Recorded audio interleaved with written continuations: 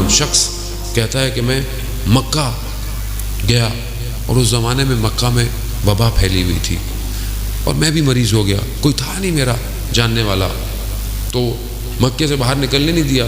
کو حدیث بھی ہے کہ اگر کسی جگہ وبا پھیل جائے تو اسے باہر نہ نکلو تاکہ وبا دوسری جگہوں پہ نہ پھیلے، وہیں ختم ہو جائے۔ تو کہا میں شدید مریض ہو گیا، میں نے توسل کیا امام سے کہ میری مدد کیجیے۔ تو کہا ایک جوان آ گیا اور اس نے مجھے غذا دی۔ میں نے کہا میں کھا نہیں سکتا، تو کہا انہوں نے اپنے ہاتھوں مبارک سے اس لقمے کو میرے جو ہے وہ دہان میں ڈالا، تو میں نے دیکھا کہ میرے اندر طاقت آئی، تو میں ٹھیک ہوا۔ تو مجھے اس جوان نے کہا کہ یہاں سے چلے جاؤ۔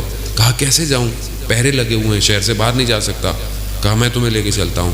کہا مجھے اس جوان نے باہر نکال دیا، وہ کسی نے ہمیں دیکھا بھی نہیں۔ جب میں شہر سے باہر نکلا تو کہا آپ چلے جاؤ۔ تو میں نے پوچھا یہ کون ہے کہ مجھے ایک لقمے سے ٹھیک کر دیا، مجھے شہر سے باہر نکال دیا؟ تو کہا کہ جب تم اپنے شہر پہنچو گے جو تیسرا شخص تمہیں سلام کرے گا تو اس سے پوچھنا میں کون تھا۔ کہا میں پورے راستے میں اسی سوال کے ذہن میرے رہا۔ جب میں اپنے شہر پہنچا تو میں نے جو ہے وہ شہر کے دروازے پر پہلا شخص ملا، دوسرا شخص ملا، تیسرا شخص شہر کا نگہبان تھا جو رات کو شہر کی نگہبانی کرتا تھا۔ وہ آیا، وہ مجھے ملا، میں نے اسے سلام کیا۔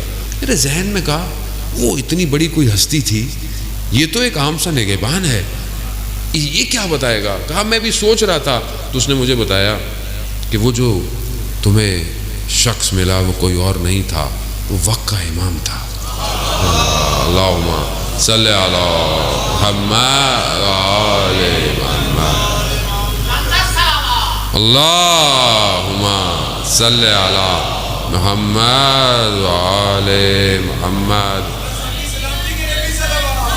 اللہم صلی علی محمد۔ عزیزان محترم، اب وہ شخص اس مقام پہ تھا، ظاہر میں نہ جائیں ہم لوگ بعض لوگوں کے کہ بعض شخص ظاہر میں کیسا ہوتا ہے، شخص اپنے باطن سے اپنے وقت کے امام کے قریب ہوتا ہے، چاہے وہ کوئی بھی شخص ہو۔ پھر اس شخص نے بتایا کہ میں نے تمہیں بتایا اس لیے ہے کیونکہ میرا تھوڑے عرصے بعد انتقال ہونے والا ہے۔ عزیزان محترم، ہر زمانے میں ایسے لوگ ہوتے ہیں جو امام کے قریب ہوتے ہیں، اور ہوتے وہ ہم ہی میں سے ہیں، ایکسٹرا لوگ نہیں ہوتے ہیں۔ کچھ لوگوں کا دائرہ ہے، کہیں 30 لوگ ہیں، کہیں 60 ہیں، کہیں 300 ہیں جو امام کے قریب ہیں، اور یہ عادی لوگ ہیں۔ جب ایک کا انتقال ہوتا ہے تو دوسرا ان کی جگہ آ کے لیتا ہے۔ شرط یہ ہے کہ اپنے آپ کو اس قابل کیا ہو کہ امام اس کا انتخاب کرے۔